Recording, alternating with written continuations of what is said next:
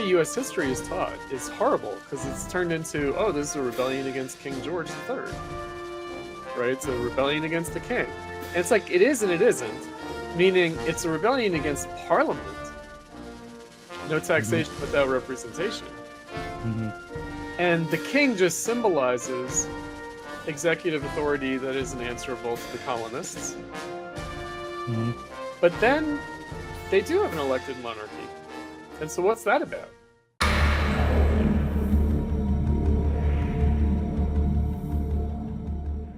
All right, so it's the Cutrone Zone with the Last Marxist Chris Cutrone.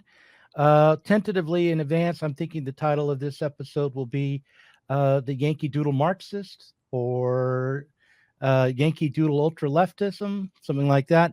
That song, by the way, Yankee Doodle Dandy, or just Yankee Doodle, it's underrated. It's a great little song, nice little tune. So we were going to talk about also, though, to kind of, I'll put a link to this in the show notes, the American Revolution and the Left. That is an essay in your book, The Death of the Millennial Left. By the way, everyone should go buy it. Chris Cutrone, everyone. Hello, Chris. Hi. Thanks, Doug. I thought it was a good week for us to discuss this because of the Supreme Court decision regarding Donald Trump's eligibility to be on the ballot to be elected this year in the presidential election, and impending decision by the Supreme Court regarding presidential immunity, which Trump made a speech immediately after the decision on the 14th Amendment eligibility that pivoted immediately to the question of immunity. And so I thought that, especially because I imagine the left has either a cynical attitude towards these questions, the Supreme Court adjudicating these things in particular, or they have a kind of overheated notion and not very well-based, well-founded understanding of what the stakes are here. And it is something that I talked about in my essay, The American Revolution and the Left. And it is, I guess we could say, part of my pedagogical contribution through Platypus, but also elsewhere, is this larger question of the relationship of bourgeois right, bourgeois society, and Marxism, bourgeois thought, and bourgeois consciousness, and Marxism. And so, and it's going to seem very strange because I think we have a kind of maybe precipitously Philistine notion of the U.S. Constitution. We tend to think of it very prosaically or in mundane terms, and we lose sight of the fact that it's a world historic document that was deeply influential. And before we got on, before we started recording, when we first got on, we were talking about Hegel, and it's something that we'll talk about in the course of this discussion. Hegel thought that the British monarchy, the constitutional monarchy, was the ideal state for bourgeois society. A very Lockean idea. But then he had a second thought. He preferred it to the Democratic Republic of the French Revolution. But then he had a second thought that actually the U.S. Constitution was the most adequate form of state in bourgeois society, the most adequate political framework for freedom up to this point in history, right? I always like to say that Hegel's very much about history and the present. He's not really about the future. So he wasn't saying forevermore, and of course we're 250 years on from the American Revolution and the Constitution. And so, in 2024, it must necessarily mean something different than it would have to Hegel as a contemporary. Can you tell me what Hegel conceived of as being the differences between constitutional monarchy, the Democratic Republic of the French Revolution, and the American Republic that were so consequential? Yeah. So this comes from the philosophy of right and his critique of democracy, which can be conflated with, but is distinct from, I would say, in important ways, the Aristotelian critique of democracy, the ancient democratic, Greek polis. So the idea is that it's a very Rousseauian idea that there's a non-identity between the majority will and the will of the people, the aggregate will of the people, and the general will of the people and of society. Meaning that there's a general will that transcends the empirical consciousness, the empirical will of society's members. That people in society are doing something in practice that exceeds their consciousness of it. So that's why the democratic will can violate the general will. And that's why it becomes important to protect minority rights and individual rights, and also civil social rights against the law and the state, because those rights refer to what people are actually doing in practice that they may not be able to formulate through constitutional principles or the law. Right? So that was his critique of democracy as inadequate to modern society. It's very similar to Benjamin Constant, famous essay by a French Revolutionary era liberal, on the liberty of the ancients compared to that of the moderns, where he said he made a distinction between political liberty and civil liberty, that political liberty is secondary, not primary, and civil liberty is primary because the law follows society. Society doesn't follow the law. Meaning the law will always be inadequate to society. It makes me think of, some Adam Smith and his notion of the invisible hand in the market. Yes. Yes. That would be a way in which something like the general will would arise. Right. So Adam Smith basically said that even though everyone's acting out of self-interest and what he calls the mercantile interest in trade and commerce, so everyone is trying to buy cheap and sell dear, to give as little as possible and get as much as possible, that's their empirical consciousness, that's their conscious intent, that is their individual will, but that the result of their activity goes beyond that. Right. So in Marxist terms, labor as a social relation goes beyond individual self-interest, even though in the empirical consciousness of people, they're only acting out of self-interest. The result is a collective good. And it's based on Bernard Mandeville, The Fable of the Bees, which is from the early 1700s, which is a kind of an interesting kind of arch kind of writing. It's very literary. It's about how everyone contributes to society, including the criminal, right? Because everyone's acting out of self-interest, but it's producing this common good. So the idea is private vice leads to public virtue and public benefit. So everyone is vicious, everyone is acting according to vice, greed, self-interest, but the net result is a collective good. And Marxism doesn't disagree with that. Right. It's really important that Marxism doesn't disagree with that. But the question is, what happens to that in capitalism? Right? And that's really the issue. But getting back to the Hegelian point, the fact that the monarch, a constitutional monarchy, and the monarch as the executive authority. So John Locke in the Glorious Revolution had this notion of executive prerogative, that the sovereign might need to break the law to preserve the law, break the law to preserve society. The fact that the monarch stands above, and that's really a theory of absolute monarchy, which is different from traditional monarchy. So absolute monarchy in Marxist terms, and also in Hegel's terms, it is a bourgeois phenomenon, meaning when the king becomes separate from the aristocracy. When the king stands above the aristocracy and has power over the aristocracy, it isn't just the representative of the aristocracy. The absolute monarchy is actually a bourgeois state. That's the bourgeois state. Right? And it's implicit, and then it becomes explicit in the bourgeois revolution. And it's important for us to remember that the French Revolution did not aim for a democratic republic. It aimed for a constitutional monarchy. They wanted what the English had. Now, the American situation is a little bit different. But the idea is that the executive, the monarch, standing above society, actually preserves the freedom of society. And this is different from the Hobbesian idea. So the Hobbesian idea is that you need someone standing above society to keep order, which is different from preserving freedom.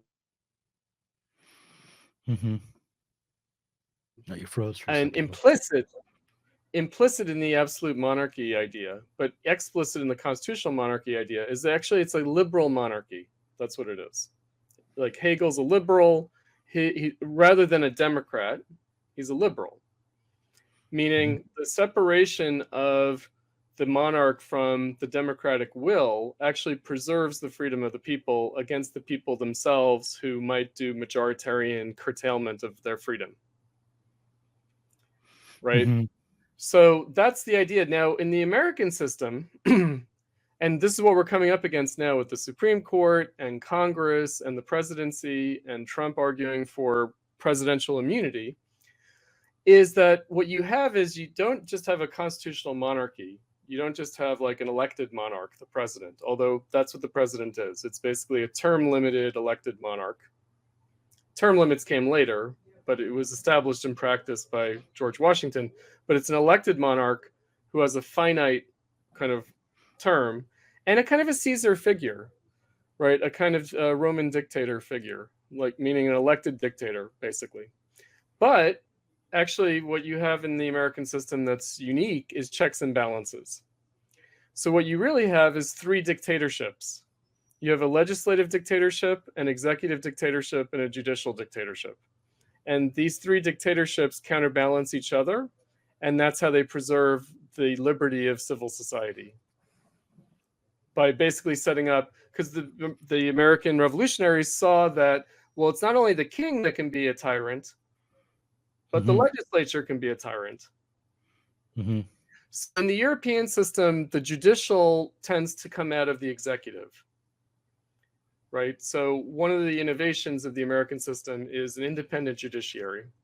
So three branches rather than two. So not executive and judicial and legislative, like drafting the law and then interpreting the law, both in action and through judicial review. Now it's three different things, which is enacting the law, executing the law, but also judicial review of both the law itself and the execution of the law. Mm-hmm. So you have a tripartite dictatorship. And what's the point of that? It isn't just to counterbalance each other, but to counterbalance each other in the interest of society. Right? So there's still an independence of society from the state and society from the law. And the state here, I'm using it in a kind of a Hegelian Rechtsstaat. So the state is like the constitutional order, the law, and also the executed will. It's all three of those things, whereas Marxism has this other notion of the state that's the special bodies of armed men. That's a specific thing that comes with capitalism. But before that manifests, that's like Bonapartism, you have this other idea, which is the Lockean idea, and even the kind of constitutional monarch as a kind of a Caesar figure kind of idea. That again, is a kind of liberal conception of the state that's about the non-identity of the state and society. So I feel like our listeners, this is a pretty high-level discussion that you and I are having now, but our listeners are going to, in a very like commonsensical way, people think that the law establishes morality. They do. And it does not, right? In other words, the bourgeois recognition is that actually, no, the law doesn't make society. Society pre-exists the law. That's why you get into these debates about natural law and positive law, right? And also, I was just, reminded of unenumerated rights, that idea that is in the US Constitution, which is that just because rights aren't spelled out in the Constitution doesn't mean that they don't exist. Right.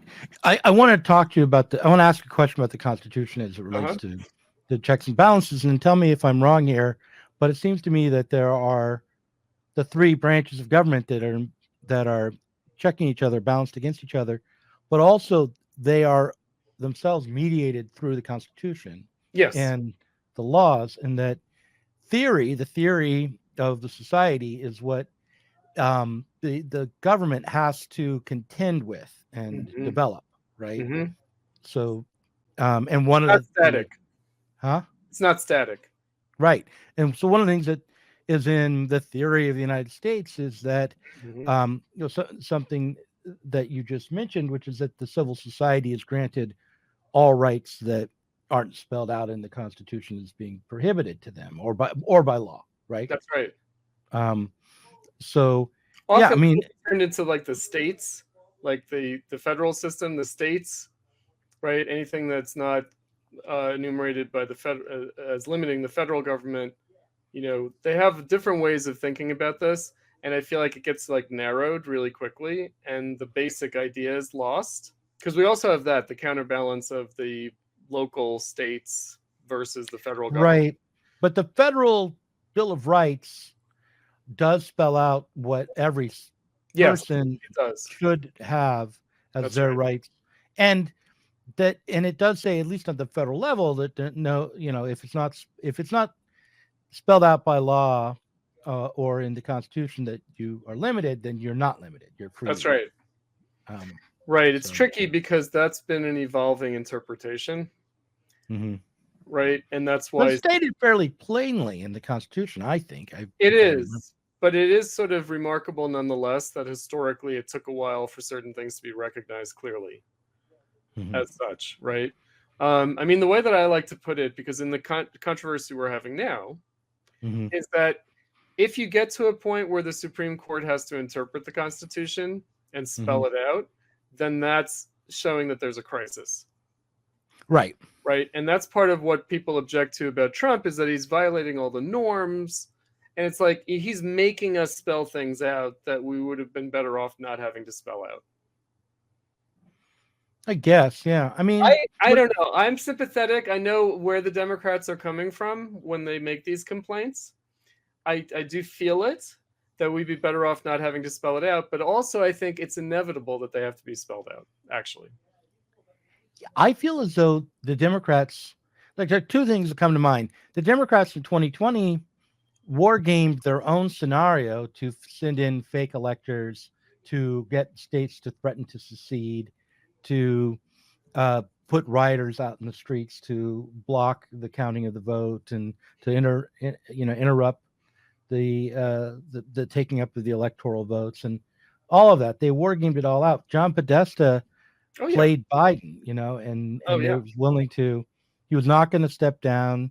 He had to represent the constituency, and it came down to the last line in this New York Times piece was, they went as far as they could, and now at the end of the war game, it was up to the military to decide what the outcome of the election would be. Oh my God, no, it's terrible, isn't it?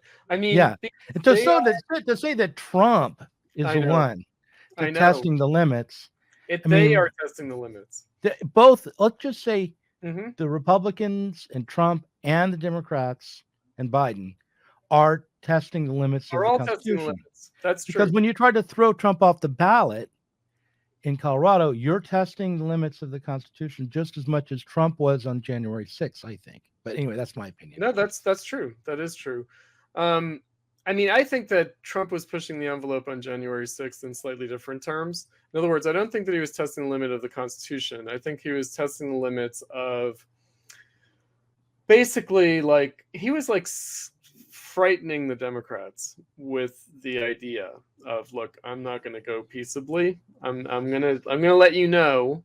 I'm going to show you that a large portion of people don't consider this a legitimate election for whatever reason, COVID, whatever, right?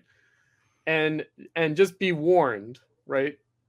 Like, Thomas Jefferson said, the people will rise up, and whether they're right or wrong, it's good that the government, that the legislators be warned, right? And so I do defend the right of the January 6th rioters to do what they did. I'm not defending their right to, like, I don't know, prevent the certification of the election or something like that. But, the question is, was that even in the cards, right? Can't Congress just reconvene somewhere else and certify the election? Obviously they can, right? I just remember 2000, and they went to stop the recount of the vote. And when Bush won, I think it was organized by the Democratic Party. I didn't think so at the time, but looking back, it must have been. Bush's inauguration parade was protested by massive numbers. Of course, the Democrats. Of course. Yeah. Of course they did. And, they're getting ready, by the way, I'll just say this, that as soon as Trump was found to be eligible, and in a funny way, because basically what the Supreme Court said is that they basically said the Congress has never spelled out what disqualification due to participating in an insurrection really means. And so in the absence of that, people can't just interpret it willy-nilly, right? And so that's what they all agreed on, the 9. Yeah. And then the 6, the conservative justices, like, or the 5, because I think Amy Coney Barrett had her own concurring opinion. Basically, the majority basically said, and the implications of this are X, Y, and Z. And then the liberal justices said, well, no, we don't think there are any implications. We just think, yes, that's true. It hasn't been specified, and therefore officials can't just interpret it willy-nilly.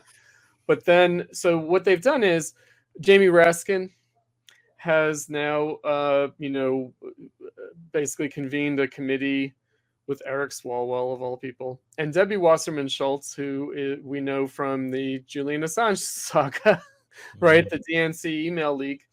That those 3, of all people, are going to now try to craft a bill in order to allow Congress to reject the election of Trump. Mm-hmm. Right? That they will refuse to certify because they'll say he was an insurrectionist. Mm-hmm. Right. Now they won't be able to pass that bill, but but they're keeping the issue alive, right? They're not saying it's settled. They're saying, well, the Supreme Court said Congress has to specify, so now we're going to do that. This is what they worried that Trump would try to do through getting state governments to reject the election results and send their own electors, based on the accusation of voter fraud. This is taking the January 6th protests and institutionalizing it. Well, yes, and also claiming that it is that it was an actual insurrection, and that they're claiming that too. But in substance, they're trying to do legally what the January 6th people tried to do. Oh, right, I see what you mean. Yeah, no, right? They are doing everything they accuse Trump of doing. They've planned to do, and look, so everything that want to do. Yeah, and I don't know if they want to do it. They prefer not to have to. Sure, but if they have to, that would mean that would mean like, I know, pretending the last 8 years didn't happen, which of course they'd like to do. Right. But if they can just win the election and get, then that would be what they sure do. Yeah. But they're afraid. Well, they should be. Trump is ahead in the polls. I don't think, you got to remember, he's ahead in the polls the way no one has been against an incumbent at this point. Right. And you got to remember, in 2016, and I forget, there was I forget the other candidate that was like this, but back in the 60s, I think there was a kind of racist candidate who always underperformed. George Wallace. Yeah. Well, it wasn't, but they had there was a certain kind of effect where people wouldn't tell pollsters how they were planning on voting. I think it was George Wallace, wasn't it? Might have been. But in any case, there's the Trump effect where people won't say who they're really planning on voting. They won't say. No, he's got more support than the polls will say, and the polls are saying, right, and the he's outside the margin of error, 48 to 43. Yeah, and that's in the national polls, and then state by state, it's in the swing states. He's got some of the swing states, so it's a real problem for the Democrats. And but let's back it up a second. Okay, yeah, I'm sorry, I get into the sporting lawfare. Yeah. Right. And I think that's a concept. Right. I think that by saying lawfare, people will think, okay, you're just a Trumpist. And it's no, there is such a thing as lawfare, and the Democrats are good at it. Not to say that the Republicans don't also do it. They do. Right. Cheney was good at it, I think. Perhaps. Yeah. What do you mean by that? I just remember he had some of his opponents locked up. He had a history. That's a different kind of matter. Yeah, it is commonplace. What we'd say is that, because if you look at British politics, right, going back to the 1700s, going back to the constitutional order that they have coming out of the Glorious Revolution, lawfare is a real thing, and I think that it's rotten. I think lawfare is underhanded, and especially when it's this kind of blitzkrieg type of lawfare where it's 100 charges against Trump, hoping that something will stick. Mm-hmm. And where it can come down to, the thing about the Supreme Court because people complained about the hearing on the eligibility matter, the 14th Amendment, because sometimes the Democrat lawyer, the lawyer for Colorado, was failing to make an argument, and they were like pressing them. But then the Trump lawyer was also failing to make the argument, and it seemed like the justices were kind of providing it for them. They were saying, "Oh, well, don't you mean?" And then the Trump lawyer was like, "Yeah, that's what I mean." Because actually, they can't decide a case other than on the basis of the argument. So if the lawyer fails to make the argument, they can't actually do, right?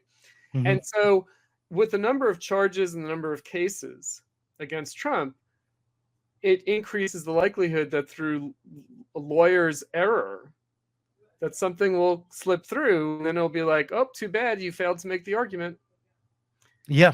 Right? And so it's just evil like that. It's just extremely cynical and Right. evil in that way, which is that it's just like we're going to fire 1,000 bullets into this house where there's a criminal hiding out, and hopefully one bullet will hit them. Yeah. It's that mentality. Like, if you ever wonder why the police like shoot 1,000 bullets, to try to kill a criminal, this is why. This is the mentality. It's like, well, there's no limit to the number of bullets we have as police, so let's just you know what I mean? Yeah. And like, it's not like carefully aimed, like, okay, let's all get on target, let's make sure, Oh, I know. Yeah. and instead it's like just throw everything at them. So the lawfare is just awful. And plus it's like especially rank this time. So lawfare is bad in and of itself. But when you're dealing with lawfare where even the civil suits, where everything is being done in an unprecedented way, Mm-hmm. and where they had to change the law in New York State in order to extend the statute of limitations to allow E. Jean Carroll to sue Trump. Like, Mm-hmm. they did that, like, explicitly. Like, a legislator in the New York Assembly was like, we need to change this law so that E. Jean Carroll can sue Trump. And it's like, come on, Right. And which is just unjust. I mean, we do have this. Yeah. idea, No, you can't right? pass laws that just to target an individual. That's not how laws are supposed to work. Or right? even to retrospectively encompass a past action. Right? Right. You also can't do that. Criminal law, but civil law, it's a little bit more, right? Yeah. Well, no, look, you can pass a new law because you realize the need for it. But you can't But retrospectively apply it. you can't pass a law and then apply it to a case that you wouldn't be able to try, or Otherwise. otherwise. Yeah, no. It's You can't just on the face oh, of you it. know what? I've got this person who wants to go and press charges against this person, but there's no law that they broke, so let's invent one. Right. No, you can't do that. You can't do that. Right. Right. So it's just on every level, I think it's plainly unjust. Yeah. Which is not to say that, like, Trump, right? It's not really, because again, I want to be very clear about this. Just because Trump is likely not guilty of all the things he's being charged with doesn't mean that Trump is like good or something. Oh yeah. It does Well, not. look, I think he is okay. I'm gonna give my opinion later. I want to get back to The principles. your essay. Yeah, your essay. Yeah. Yeah, because this is all about, the reason we're talking about this is that we're Marxist and we're trying to get people who are Marxists to think about the significance of the American system, not because the American system isn't corrupt, not because the American system hasn't gone well off the rails, right, but because there is something there that Marx had some confidence in and looked to with some respect. Hegel, you say, and I did not know that he thought that the American system was the kind of state that was the top of the list at that point in history. Yep. So what is it about the American system of government that is worth preserving from a socialist perspective, from a Marxist perspective? Right. So a couple of things. So some of the language that we have in the popular culture can throw us off. And so, for instance, the Republicans will say it's not a democracy, it's a constitutional republic. And they'll remind the Democrats, as small d Democrats, not only as capital D Democrats, we're not a democracy, but also what does that mean? It means we don't have the rule of people, democracy. We have the rule of law. It's a republic, right? Mm-hmm. And so it's not about the will of the people, it's about the rule of law. And I think that again will appear to contradict what I said earlier, which is that the law doesn't come first, society comes first. But again, what do we mean by society? We don't mean these people. We mean what they're doing together that transcends just this group of people, meaning there's a historical dynamic at work, meaning it is for the future. And one of the things that Trump said when he came out and said, that he was happy with the decision, he said, because this isn't just about him, it's about the future and from now. And say that again. You broke up for just a second there. Say that again, Chris. Oh, that it's for 100 and 200 years from now. It isn't just about this election now and about Trump himself. Why don't I run that clip? I'll run that clip right now. We'll pretend like I've run the clip. Now we can continue on. But yeah. Okay. So exactly. So where again, he thinks that the decision is not only true to the intention of the American revolutionaries, the founders, but also good for the country in an ongoing way for the future. Mm-hmm. And I think that that's really very centrally important, is that, this whole idea of like, do anything you can to eliminate Trump. It's like, but what about the future? And that's where the principles are important. In other words, the principles are not abstract, right? It's not like, okay, the rule of law, not people, because we somehow prioritize abstract principles over flesh and blood human beings. But we're talking about posterity. We're talking about what is the political system that is going to be bequeathed to people who come later, right? That could even be next week. It can be next week. It doesn't have to be like after we are mortally passed. It just can be the immediate prospective future. But I'm also thinking, I like to point out this on the 14th Amendment point. And I think that I might have mentioned this in a previous podcast that we did. But Eugene Debs ran for president from jail, from prison, convicted of sedition. And nobody thought of removing him from the ballot. And he got 10% of the vote in 1920. It probably affected things to some extent. And so, but nobody took him off the ballot. Nobody thought to, even though he was actually convicted of sedition. Right. And so I just think, and the Trump lawyers and Trump himself will invoke Eugene Debs. The Democrats will not. Not this time. Not right now. Not this time. But they will also invoke the, free speech, like no free speech to yell fire in a crowded theater, and forget that what they were talking about was Eugene Debs opposing World War I. That was the yelling fire in the theater. That's what that was a reference to. Right. And so we can't agree with that. We can't say freedom of speech, except you can't yell fire in a crowded theater. No, because what they meant was a threat to public order. And guess what? Socialism is that.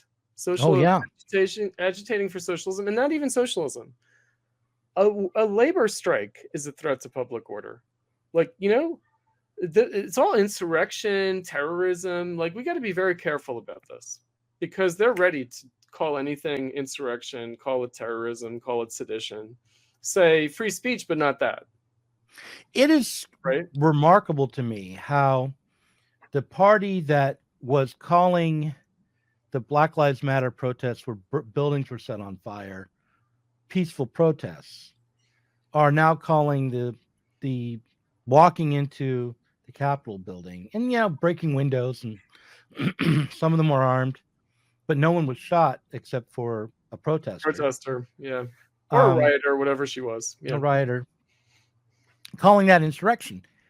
In general, I've always been the kind of person that says, let's minimize the level of threat that we're perceiving from these protesters. And I don't want to, when people are out in the street and some people are breaking windows, arrest the people who are breaking windows, but don't send out or not. In other words, arrest them or not arrest them.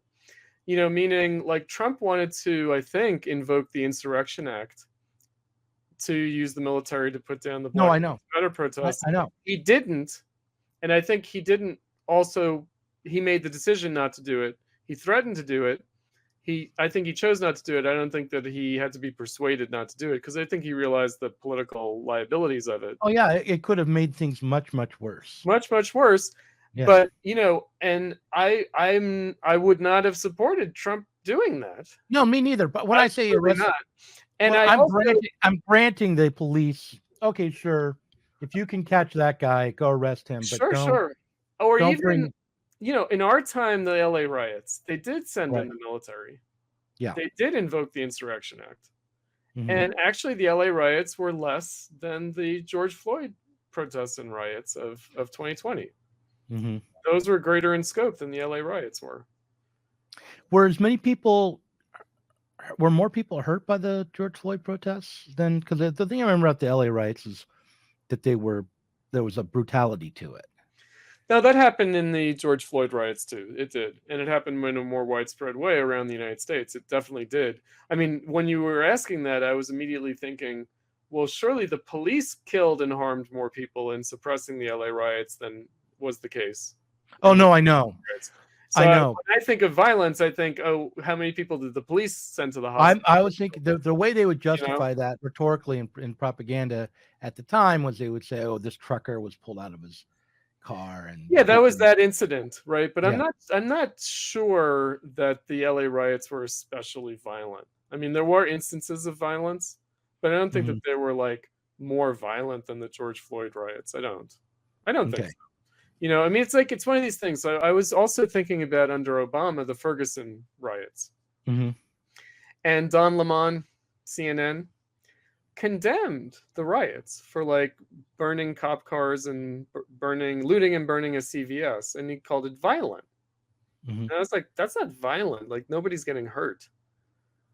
Right. That's property damage. I'm like, come on. And also cop cars, like if the cops like leave cars in the road as a barricade, then they're there to be torched. That's the point. Like, in other words, you torch the cop cars instead of someone's house or someone's business, right? Like they're being put out there. Okay, you want to torch something? Here are some cop cars to torch, right? It's not like violence. I was so appalled when Don Lemon said that. When he said, oh, this is an embarrassment for Black people. We have a Black president, how disrespectful and how violent. And I was like, oh, no. Mm-hmm. But that's because Obama was president. Trump's president, totally different story. Mm-hmm. Mm-hmm. Right? Then it's legitimate. Obama was president, it's illegitimate. Right. So, no, that's right. And so we should keep that in mind. And it applies on both sides. Yes. The Trumpists think that January 6th was a great heroic act of patriotism, and the Black Lives Matter protests were... Well, not the Trumpists. I want to just be clear about this. So Trump himself did condemn the riot at the Capitol Hill. Right. I mean, he did in no uncertain terms. And so that's why it's got to come down to, well, the delay and this and that. But then actually there was a tweet and it was suppressed. Oh. There was a tweet that he made like an hour into it. And then, and then there was this whole thing where it was like suppressed. And then he had to come out with the video later. Right. So it's a complicated timeline. Mm-hmm. And, because again, the idea was, well, Trump's egging this on, so we're going to suppress his account. It's like very crazy what's going on that day. And, but again, it's kind of, well, why did he hesitate at all? Right? Because the idea was that as he was wrapping up his speech at Lafayette Square, which, by the way, is Lafayette the Revolutionary, right? Mm-hmm. That some disturbance had already broken out at Capitol Hill, and he could have been told by an aide, and he could have said right then and there, stop, but he didn't. And then he goes back to the White House because he wanted to go speak at the Capitol Hill protest, and the Secret Service didn't let him. Mm-hmm. Right, this part of the testimony is that supposedly he grabbed the steering wheel and was like, "No, we're going there." Who knows whether that happened or not? And that's proof that he was going to egg on the violence. And it's like, clearly not. Like, if Trump had gone to Capitol Hill, that probably would have stopped all the violence right then and there. So it's just like what the Democrats would have Right. to believe about this is just like total double speak, double think, Right. totally Hmm. bizarre, because he's always condemned the violence and the law breaking. He did. But then it's somehow connected to him telling Pence to like delay the certification, Right. right? And complaining that Pence was not doing it. And then that supposedly was telling the rioters, "Oh, go lynch Pence." It's like that never happened though. Well, he did say something like he's a coward and a traitor to his country or something like that during Sure, that. but Yeah. still, that's not telling people like, Yeah. No, I would think it's politically irresponsible. And if I was Pence, I wouldn't talk to him ever again sure. because I would think that he had put me at risk. I would think that. Yeah. But if I was in the Supreme Court, I would say, I'm sorry, that's free speech. We have the standard. Absolutely, right. I mean, that's what it boils down to. In other words, I think that Trump did not try to overthrow the government or even prevent the certification of the election in some absolute sense. I think Right. that he just wanted to have a popular expression of a discontent with the election results. Yeah. But the point of all this, to go back to the larger point, I mean, Yes. because often enough, it's one thing to debate the specifics, like with Trump, how bad is he? Is there such a thing as Trump derangement syndrome? Or the Democrats duplicitous? Like he's not That's as all bad as pretty everyone clear. says. That's pretty. Yeah. All of that's inarguable. The question Right. is, how extreme is Trump? And surely we can't take the Democrats' word for it, and we can't like read into it, right? We can only deal with manifest phenomena. We can only deal with what Trump actually says. Right. I think Trump is like I said at the outset, I think Trump is a symptom of some sort of constitutional crisis, Mm-hmm. and so are the Democrats, perhaps even more so. But the question I have is, what are we trying to hold on to? Right. So what are we trying to hold on to? I mean, again, I think for myself, I've had like a couple of different tasks that I feel charged with. And writing that essay for a panel that I spoke on at Columbia University in February of 2020, so before the election, was to just say, look, there's been an air of illegitimacy cast around the 2016 election, and it's coming back in 2020. And this was before COVID. And so just to say, as I point out, like Nixon in 68 said, we can have another American Revolution. And what did he mean by that? He meant an election, an electoral sea change, coming out of the crisis of the Democratic Party in the 60s with the civil rights movement and the defection of the Dixiecrats and this kind of thing. Right? But Nixon put it as, we can have a renewal of the American Revolution. John F. Kennedy in 1960 said, look, all the revolution going on in the world, the Russian Revolution, the Chinese Revolution, the Cuban Revolution, the Algerian Revolution, it's all an extension of the American Revolution, and we should own it. And he also acted on it. He supported Algerian independence against the French. Frantz Fanon went for cancer treatment in the United States. The CIA went and got Frantz Fanon out of Algeria, brought him to the United States to keep him alive. Right? The Kennedy administration supported the Algerian FLN against the French, despite, Cold War, whatever. And now part of that is because they wanted Third World Revolution to also be able to be free of Soviet alignment. Right? Obviously, that's, it's a complicated thing, but they at least rhetorically said, look, the modern world is a world of revolution. We're still in that revolutionary process. You see evidence of it all around the world. And this history belongs to us. I guess the way that I would also put it, which is in other writings that will come out in subsequent books with Sublation, which is that the Soviet Union and the United States were struggling over the mantle of revolution. And we shouldn't forget that, right? We shouldn't just say, oh, well, the Soviet Union and Communist China and Castro and Che Guevara, Cuba, and the Vietnamese, that they are what represent revolution, and the US represents counter-revolution. Because that's the idea, right? Gerald Horne. The counter-revolution of 1776. that the US not only came to represent counter-revolution in the Cold War era, but always represented counter-revolution. That's the 1619 project. That's the occasion for my article. And that is not good because, again, if we adopt this kind of countercultural antinomian pose of the 60s that just says, well, racism, Jim Crow segregation, the oppression of blacks, the history of slavery, but also the role of the US in the world, look at Vietnam, right? That this just disqualifies the American system politically from top to bottom, right? Well, we have to make revolution here. We have to make socialist revolution here. And we have to make it with people who are not going to be anti-American.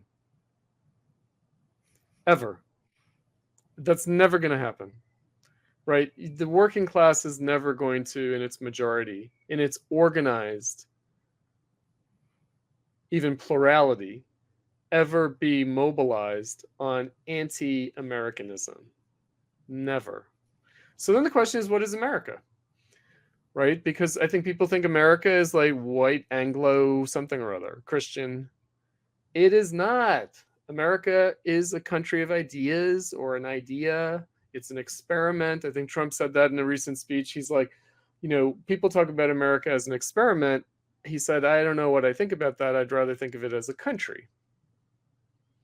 And it's like, but what if it is an experiment? Well, what experiment is it? It's a revolution. That's what makes it an experiment. A revolution is an experiment. Mm-hmm. It's not an experiment like some kind of philosophy puzzle, like, okay, you just, you formulate rights in this way and see how it works. No, it's a revolution. It's not like a thought experiment. Right. It's not a trolley car problem. Yeah. Yeah. It is not, right? And that is the revolutionary tradition. And it's not only in the United States. That tradition belongs to people around the world, meaning the American Revolution still inspires people around the world. Not unproblematically, but still, it has to be acknowledged. Do you know who Peter Dale Scott is? Have you ever heard of Peter Dale Scott? Peter Dale Scott is a conspiracy theorist, but he's one of the more academic respected. About what though? Well, one of his theories was that Nixon was taken down by the establishment. No doubt that's true. That's not a conspiracy theory. That's true. For going to China. For opposing, opposing the CIA and opposing the FBI. He would say that May 1968 was a color revolution supported by the CIA, and that de Gaulle opposed it for good reasons because it was the United States trying to undermine the French Republic. I'm open to seeing evidence of that. Yeah. Well, that's what I wanted to bring up. Rule it out, right? So very early days of the other podcasts that I do, Diet Soap, I interviewed Peter Dale Scott precisely and talked to him about May 1968 and was outraged that he would suggest that glorious time was just some sort of color revolution conspiracy by the CIA. But the thing is that these things aren't really opposed, right? I mean, they're not. It could have been an authentic thing taken advantage of. Because let's be clear about that. There's never going to be a revolution in which there's no skullduggery, and in which the powers that be don't try to use it to their advantage. Right. So, like when Putin talks about how the United States spearheaded all these revolutionaries and threw the CIA into the mix and took, there was caused the coup in Ukraine. It's like, okay, but also there was also a actual authentic popular uprising, of course. Right. And then the powers that be try to steer it. And that's always going to be the case. Right. That's right. Which is why socialists have to organize. Yes. I mean, come on, man. I mean, damn, because we have to have secret agents in the deep state. Yeah, now my inner Guy Debord saying, no, he's trying to turn me into a part of his cadre. But okay, maybe. We do need cadre. We do need cadre, and we do need like an underground cadre, and we do need informants in the deep state, which will come as a matter of course. In other words, like a mass movement will inevitably have that. We'll have sympathizers on the other side, if you will. Like deep state Cuba over at this revolution. Yeah. No, I mean, and again, so getting back to it in terms of like the United States and the American Revolution. Well, my point about bringing up Peter Hill Scott, just to clarify, and then was that when you think about Putin and Biden competing and the Democrats charging Putin with trying to stir up unrest and subvert the United States, and Putin saying the same thing about the United States and how they've done it, you shouldn't say, oh, yeah, one of them's right and one of them's wrong. Like, they're both right. They're both right too. And they're both wrong, and they're both continuing with the same unfinished revolution. Is that? Oh, sure. I think that's true. I mean, so I have some Russian students. Mm-hmm. And what they said was that they were shocked coming to the United States by, like, in Russia, they said people are obsessed with the United States. And they were shocked that it wasn't the same in the United States, that Americans were not obsessed. They were shocked that they weren't obsessed with Russia. And I said, well, it does seem like some people are obsessed with Russia. And they're like, oh, yeah, that's just a few, like, people. But in Russia, like, literally everyone is obsessed with the United States. And of course, that's the disparity, right? I mean, it makes sense that Americans, and I just joked with them. I said, well, they can't be too obsessed with Russia. They have to save some room for being obsessed with China. Challenge their obsessions. You know, they can't just be focused on the United States. You know, they can't be focused on Russia the way the Russians are focused on the United States, because the powers that be might need to switch the public hysteria from one country to another. right. So, but you know, I mean, Putin. Yeah, I mean, look, Putin's paranoid, and the American establishment is paranoid, definitely. But I feel like maybe Putin is more paranoid because weaker people are more paranoid.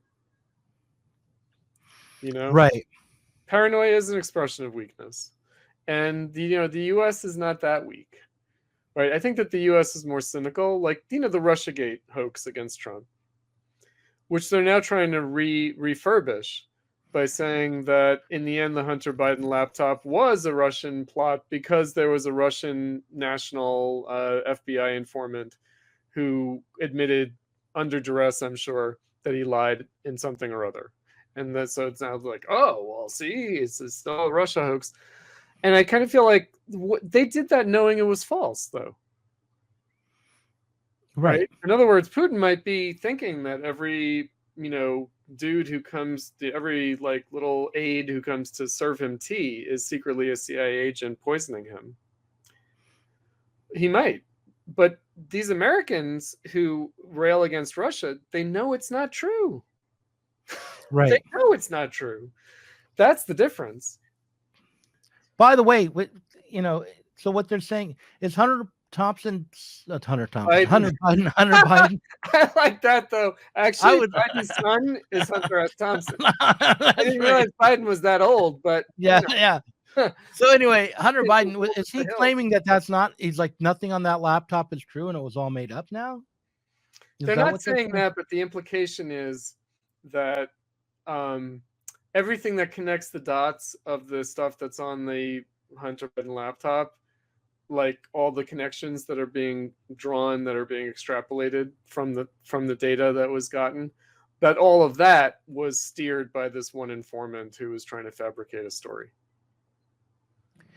I'm gonna have to look into that, because that doesn't sound I mean, look, the original claim, like, they haven't denied any of them emails being authentic, right? No, it's the significance of them. It's the meaning of them. Oh, well, we can, I don't need some FBI agent to tell me what they mean. I've read them and I can see what they mean, right? Pretty much. And and also, I remember the Russiagate thing wasn't about whether or not some FBI agent somewhere who had some connection to Russia might have had a hand in the Hunter Biden laptop story. but No, it no. was about whether or not Trump was colluding with Putin. Oh no, Was I a know. Manchurian What I'm candidate. saying is that they think that the Democrats are making the argument. And by the way, this isn't isolated to the United States and the Democrats.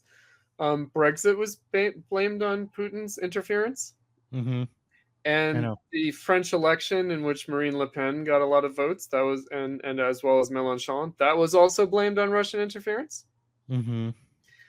And so, again, and it's and also the DNC. We know the DNC email leak was blamed on the Russians. Right. Which was about Bernie and Hillary, by the Mm-hmm. way. Right. So I think that they've attributed a lot. And then basically the argument is something like this: Trump may not have actively colluded with the Russians, although they did say that he did. And they implied all sorts of things, that the Russians had compromat, had dirt on Trump that they could use to blackmail him. But what they end up with is Trump is objectively serving Putin. Right? That's what they end up with. And how can you argue with that? Well, that's Right? just a policy dispute. Right. Exactly. Okay, convince us that you're right, that there's some path here. You can't criminalize that. Well, they can't convince us of it as a public because it's based on expert knowledge in the deep state. In other words, that the foreign policy establishment know what they're talking about, and the Democrats listen to them, and Trump doesn't listen to them. And therefore, if you don't listen to the foreign policy establishment, the deep state, then you are objectively serving the U.S.'s enemies. Yeah. But I'll just remind everyone that wasn't very long ago. Maybe it was longer ago than I like to think it was. Right. But we opposed the invasion of Iraq based on false intelligence. Yeah. Well, but it was just we didn't trust the military and the CIA and the FBI to lead the United States into the right foreign policy. And remember, Hanoi Jane, these are right-wing accusations. The Pentagon Papers. So can I say one last thing? Yeah. Which is the Why Not Trump article. So I think that you included it you included the thing about lying, about when Trump's opponents, that it's useful to think that they're always lying about Trump, and even when they tell the truth, they're lying because of the intention, right? And when Trump lies, he tells the truth.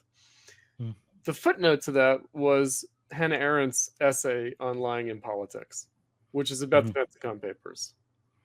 And it's a philosophical essay. I mean, she's a philosopher.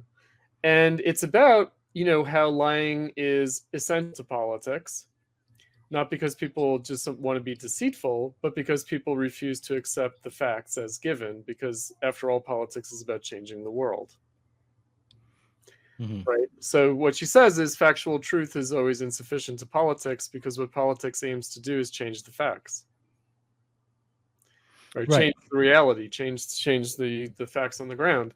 And so, again, she's using something that's just a clear case of lying, Pentagon Papers, and saying, okay, this might incite in us a desire to expunge all lying from the political sphere. But we shouldn't be tempted by that, because that will be impossible. And because you can't settle political disputes on the basis of who's factually true or not. Right. Back in the George Bush era, George W. Bush, people used to throw around the accusation that liberal Democrats were too tied to the reality-based community. Right. Wasn't that it was also what's his name, Donald Rumsfeld, and the known and the known unknowns. Right. It was all part of that, justifying the invasion of Iraq. It was. Is this the David Shields argument? The David Shields argument is that the Republicans have embraced postmodernism, and Trump especially. But yeah. Well, history of this. Yeah, but right. It is, but it's also just at the time Clinton addressed it in a speech. Bill Clinton, he stood up and said, our opponents will call us the part of the reality-based community, and that's disparaging, and you have to give it to them. They say, we have power, we're an empire, and we don't have to accept reality as it is. We can go out and change it. Mm. And that's was that a good Clinton? I was trying to do Clinton there. Uh-huh. But so yeah, it's the same thing that Hannah Arendt is saying, right? That Similar. politics is It about is similar, changing it. Yeah. right? And of course, she's interested in the question of like truth, and truth is not simply empirical data. I mean, she's a Kantian, she's whatever, she's also an Aristotelian. And it's interesting because I think that the anxiety around politics stirs up all of these concerns and confusions, right? Something that we've had as a little bit of a theme in several of our podcasts has been about like morality, law, politics, right? The conflation of these things, which can work at a rhetorical level, but is never, strictly speaking, literally true. Right? It's never literally the case, right? In other words, when people make the arguments that they're making, they are engaged in rhetoric. I think that was one of my objections to you and Ben Burgess taking down my Why Not Trump article, analyzing it, is that you guys are like, well, is this true or not? Or is it just rhetoric?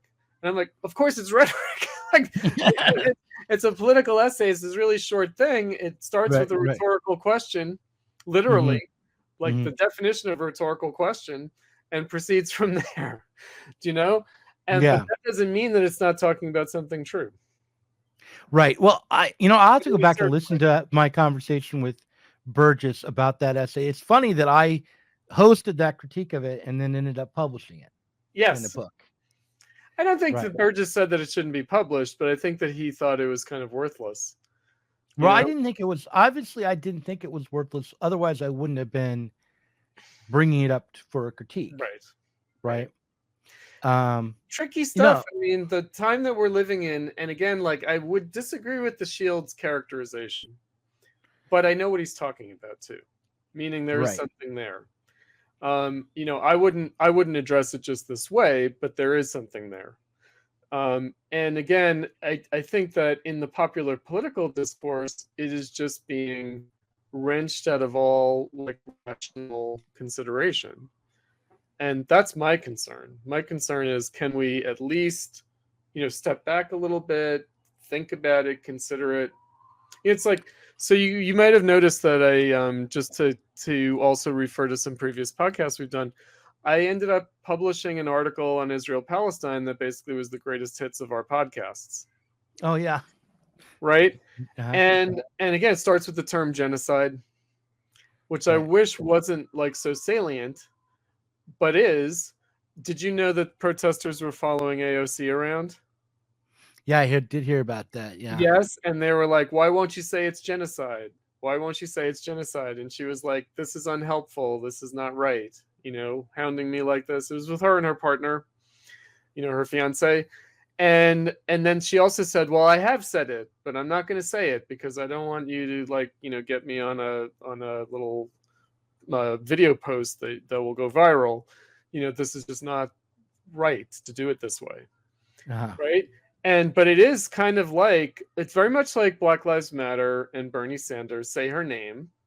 Do you remember that? Say her name. And, if you don't remember her name, then you don't care about Black people. It's like this moral blackmail. You have to use a certain language. You have to accept everything that's entailed in that terminology, or you're a traitor to the cause. Right? Right. And it's like, well, come on, though. Like, if we're really doing that, then we're basically putting things outside of any rational consideration whatsoever. Right? If you can't even say, what the fuck do you even mean by genocide? And if and if you're unwilling to question the UN, like the UN, which has stood by while all sorts of atrocities have taken place, I mean, come on. Like the UN is always there to like bear witness to the atrocity, never stops the atrocity. Right. It's not there to do that, and so it's like, but there's no room to think that way. And again, I'm seeing this election approaching. I'm thinking about like, okay, is there any space whatsoever for thoughtful reflection about what's going on? What are these phenomena that we're seeing? which again is immediately turned into, are you for Trump or are you against Trump or something like that? It's like, you got to deal with it as a real phenomenon and what it's showing us about the world that we're living in. Yeah. Yesterday, I want to close out on this. Go back to your theoretical point, but I'll see if I can get there in this weird way. So yesterday I talked to James Smith and Alfie Bound about George Galloway. I watched that, yes. Yeah, and what he said was interesting. He said, Galloway was counted out. James Smith said this, that Galloway was counted out. He was, canceled. He was, it's like maybe he could show up on the gray zone or, in these small pockets of the anti-imperialist left. RT, yes, but he couldn't get a mainstream hearing. But now he's won this election. They can't ignore him. He's in Parliament. And it shows you that the left is revitalizing itself. And I wondered, well, does it show us that, or does it show us that the left has been so suppressed that now what's left of the left is the anti-imperialist left? I mean, look, I'm not like particularly happy with Galloway. I never have been, but I also don't think, like Ralph Leonard did a kind of a condemnation of the sectarianism of Galloway. And, I also don't think, like, I don't have like a problem with Galloway in that way. Like, in other words, I think he's a legitimate representative member of Parliament for Rockdale. Like, he's like going to represent the people who the Labour Party decided was not going to be represented by one of their own politicians. And so Galloway steps in, and cool, And so I just feel like that's just fine. Like, in other words, it's not like, oh, look at how bad politics is getting. I mean, I could not believe Rishi Sunak. That speech that he gave was horrible. Horrible. That was so bad. I was like, my God. So, this guy who got put into power because the IMF threw out his predecessor is complaining about the guy who gets elected being somehow a blow against democracy. Against democracy is really terrible. But this is, I mean, if you want to know what overheated rhetoric sounds like, British politics is a good place to start. No, because they're actually more overheated even than the Americans. Oh, yeah.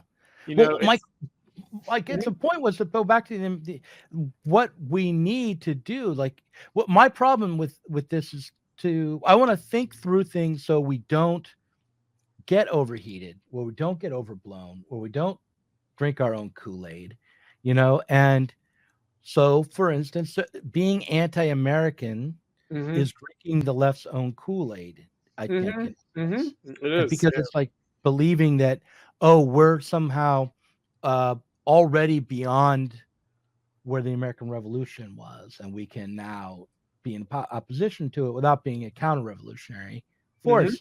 And so with Galloway, like, my fear isn't that he's some aberration and a symptom of decline, but rather that the path back to the Labour Party is through Galloway.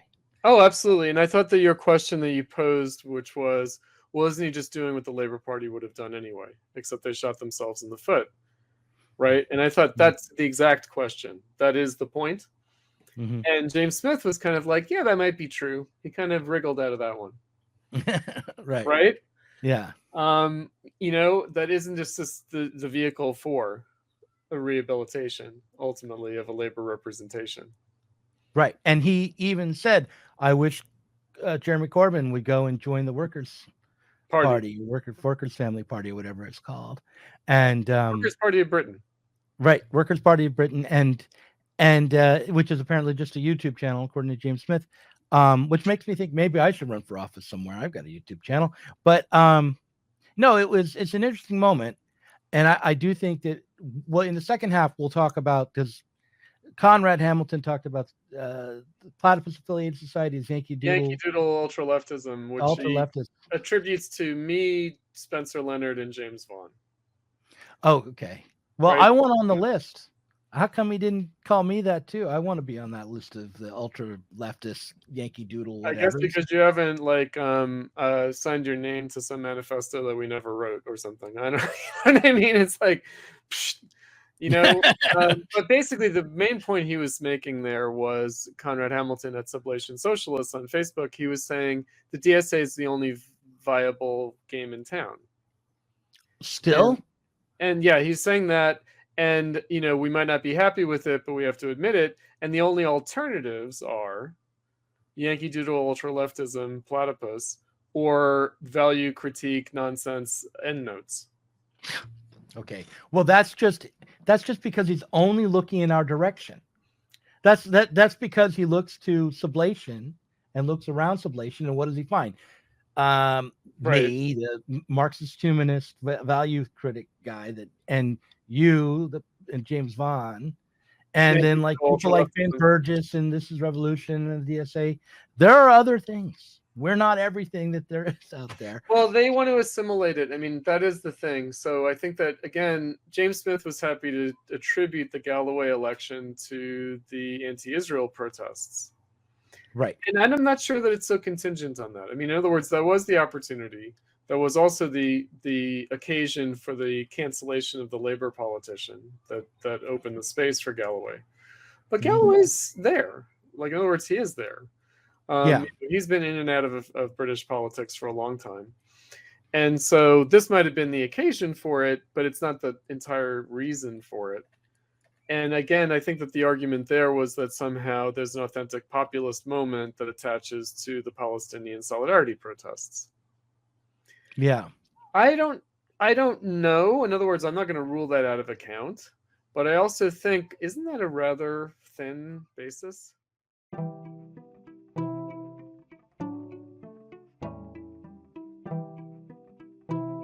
If you enjoyed this conversation, please do consider supporting us on Patreon. Our patrons help to make sure that Sublation Media can continue to provide interviews, videos, books, and articles that are critical of the left from the left. If you are tired of remaining stuck within bourgeois ideologies and politics, help us sublate them both.